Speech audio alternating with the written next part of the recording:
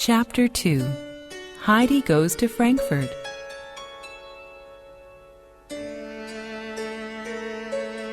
It was near the end of Heidi's second happy winter with grandfather. One day, the village pastor came to the hut.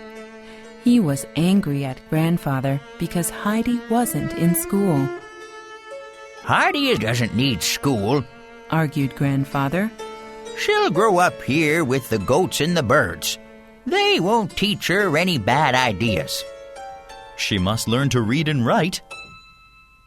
The pastor argued back, but he couldn't change grandfather's mind. The next day, Aunt Dete came to the hut. "I have a wonderful opportunity for Heidi," she said. "Heidi is going to live with a wealthy family in Frankfurt. She'll be a companion to their little girl."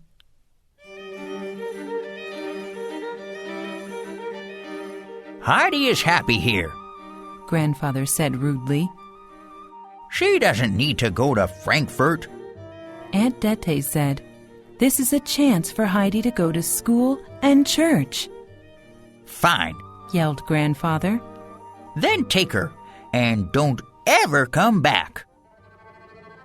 Heidi didn't want to leave grandfather to go to Frankfurt, but Aunt Dete lied to her that they would be back in a day or two.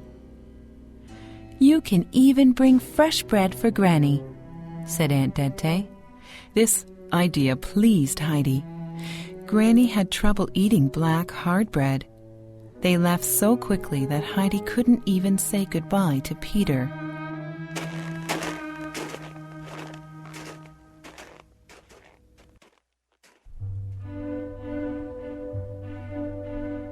Dete took Heidi to a large house in Frankfurt. A rich man named Mr. Sesemann owned the house. His daughter Clara had to stay in a wheelchair. Her mother had died a long time ago.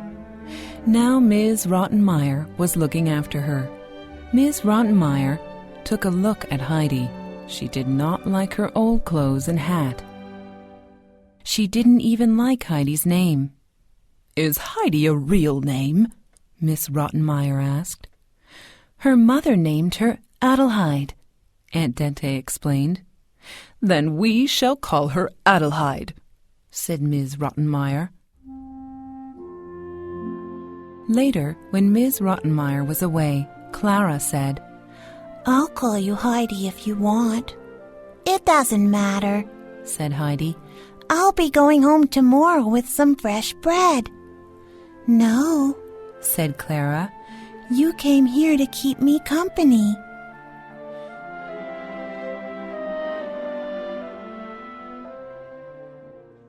At the dinner table, Heidi was happy to find fresh bread on her plate. She put it in her pocket. A servant, Sebastian, brought a dish of food for Heidi. She didn't know what to do with it.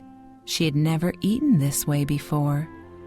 Then Ms. Rottenmeier told Heidi how she should behave at the table for a long time. But while she was talking, Heidi fell asleep. When Heidi awoke, she didn't know where she was. She remembered that she was in Frankfurt. She was afraid.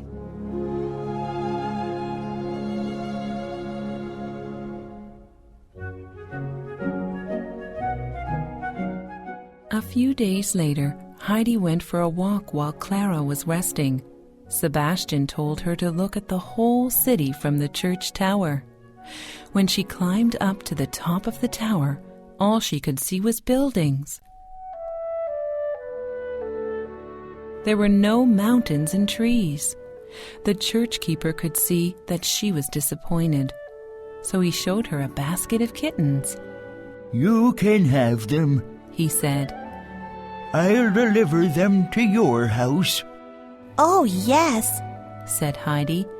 "But can I have 2 of them now?" The keeper gave Heidi 2 kittens. When she got home, everyone was waiting for her. Ms. Rottenmeier was angry. "Who said you could leave the house?" she asked. "Meow," a A sound came from Heidi's pocket. Ms. Rottenmeier screamed. She was afraid of cats. The next morning there was a knock at the door. Sebastian came back with a big basket. Clara opened it, and kittens ran everywhere. One kitten climbed up Ms. Rottenmeier's skirt. "Sebastian!" she screamed. "Get rid of these little monsters!" That evening, Ms. Rottenmeier decided to punish Heidi. She said, "I'm going to lock you in the cold basement." But Clara said, "Please, wait until my father gets home. Let him decide what to do." Ms. Rottenmeier agreed.